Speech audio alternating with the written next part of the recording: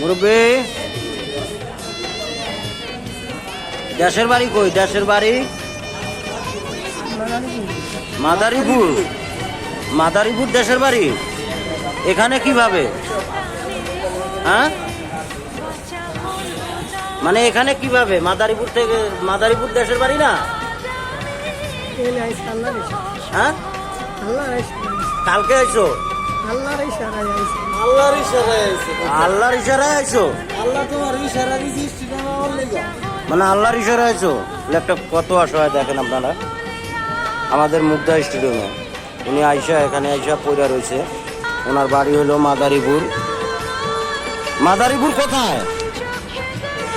হ্যাঁ, মাদারীপুর কোন জেলায়? তোর বলে একজন এসে খাওয়ান দিয়ে গেছে। মাদারীপুর। উনি মাদারীপুর পুরামন না যাই হোক, যে কোনো একটা কিছু একটা বললো, আমরা বুঝতে পারি নাই। হ্যাঁ,